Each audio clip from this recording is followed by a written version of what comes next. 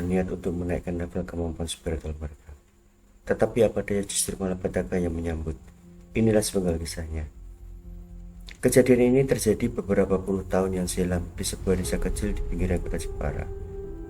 Di pinggir desa berbatasan langsung dengan penduduk terdapat sebuah komplek kuburan tua yang dikelilingi oleh pepohonan. Tempat itu telah menjadi legenda di kalangan penduduk setempat karena dikenal sebagai tempat yang angker.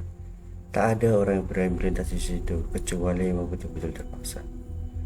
Sutekno dan Karman, dua saudara perguruan yang dengan penuh semangat diberi tugas oleh guru mereka untuk bertekbah di kuburan tersebut dengan tujuan untuk menaikkan level kemampuan spiritual mereka. Tugas ini tidak mudah, mengingat reputasi mengerikan yang melekat pada tempat itu. Namun mereka menerima tantangan itu dengan berani, siap untuk menguji keberanian mereka sendiri. Pada malam yang telah ditentukan, yaitu malam Selasa Kliwon, Sutekno dan Karman tiba di dekat kuburan itu. Cuaca malam cukup gelap. Dengan bantuan cahaya lampu dan cahaya rembulan, mereka memasuki wilayah pekuburan tersebut dan langsung merasakan aura kegelapan yang menyelimuti tempat itu. Namun tekad mereka tetap kuat. Mereka melangkah dengan sangat hati-hati, seolah-olah khawatir kalau jejak langkahnya akan mengganggu penghuni di situ. Kemudian menyiapkan diri untuk bersembunyi di tengah-tengah keheningan malam. Ketika mereka berada di dekat makam yang dianggap paling angker, tiba-tiba Karman melihat sesuatu yang mengguncang hatinya. Sebuah bola api melayang-layang di udara, mendekat dengan cepat ke arah mereka. Karman merasa detak jantungnya berdegup dengan kencang karena dia yakin itu adalah sosok Banaspati, makhluk gaib yang sangat menakutkan. Tanpa berpikir panjang, Karman langsung berteriak dan berlari menjauh dari bola api tersebut, meninggalkan Sutekno sendirian di tengah kegelapan. Karman paham cara menghadapi Banaspati, yaitu dengan cara berlari tidak searah dengan kemana arah angin berhembus.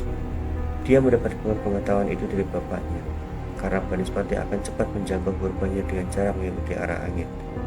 Sementara itu Sutekno merasa heran melihat tingkah laku saudaranya yang tiba-tiba panik dan melarikan diri.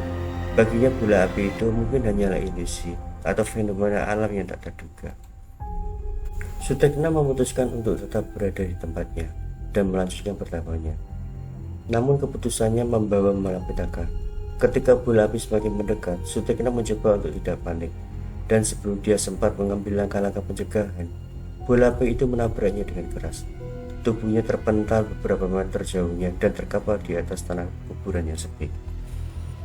Karman yang telah melarikan diri dari pertemuan mengerikan itu merasa penuh penyesalan dan kesedihan atas kepergian saudaranya. Dia menyesali keputusannya untuk meninggalkan Sutekno sendirian di tengah bahaya. Setelah peristiwa malam itu, di tempat kejadian, atmosfer kuburan semakin mencekam. Kematian Sutekno menambah panjang dari daftar kengerian yang telah terjadi di tempat itu. Penduduk desa semakin yakin bahwa kuburan itu benar-benar angker dan mereka semakin menghindarinya. Namun Karman tidak bisa membiarkan kematian saudaranya sia-sia begitu saja.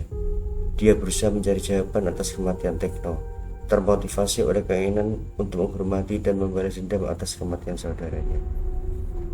Karman memulai penyelidikan kecilnya dengan mengumpulkan informasi dari penduduk desa dan mencari tahu lebih banyak tentang kuburan itu. Dia juga mencari tahu tentang keberadaan Banaspati di sekitar kuburan tersebut dan mencari petunjuk yang bisa membantunya untuk memahami kejadian mengerikan malam itu. Selama penyelidikannya, Karman menemukan beberapa cerita seram dari penduduk desa yang pernah melihat atau merasakan kehadiran makhluk gaib di sekitar kuburan. Mereka memberikan deskripsi tentang bermacam makhluk gaib yang seolah-olah menghuni dan menjaga kuburan itu dan seringkali menyerang atau menakuti siapapun yang berani mendekati wilayah tersebut. Ternyata Banaspati itu adalah salah satu entitas yang bertugas untuk menjaga wilayahnya dari siapapun yang berani mendekati. Kehadiran Sutekno dan Karman malam itu dianggap sebagai pengganggu, sehingga Banaspati tersebut mengambil tindakan untuk melindungi wilayahnya. Setelah mengetahui kebenaran yang pahit itu, Karman merasa lega bahwa dia telah menemukan jawaban atas kematian saudaranya. Meskipun kematian Sutekno itu menyedihkan, Karman menyadari bahwa mereka berdua telah menjadi korban dari kekuatan gaib yang lebih besar dari mereka. Demikianlah kisah mistis kali ini.